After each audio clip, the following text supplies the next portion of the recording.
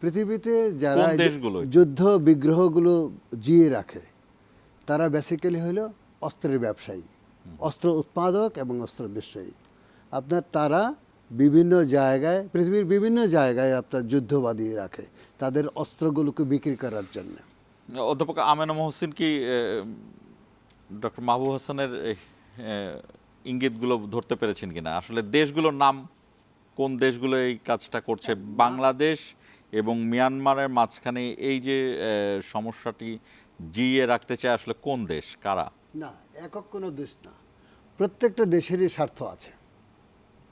প্রত্যেকটা দেশের স্বার্থ আছে। ধরেন আমেরিকা, সে অস্ত্র বেচে, চীন অস্ত্র বেচে। আপনি যতগুলো বিদ্রোহী গ্রুপ আছে প্রত্যেকটা গ্রুপের হাতে যে অস্ত্রগুলো দেখেন সবগুলো চৈনিক, চীনা অস্ত্র, rifle, automatic rifle. Even British এলএমজিও দেখবেন, এসএলআর দেখবেন, রাশিয়ার এসএলআর আছে।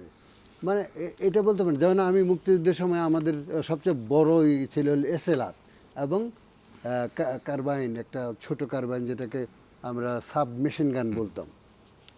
এইগুলো যুদ্ধের জন্য খুবই প্রয়োজন। এবং আমি শেষ করি, তো এইটাই একটা বড় বিষয়, এটা এরা বিরোধ বাঁধিয়ে রাখে, জিও পলিটিক্যালি এটা করে। আর আপনি জানেন এটা চীন এবং আমেরিকার মধ্যে যে বিরোধ, সেই বিরোধের মাঝখানে কিন্তু আমরা।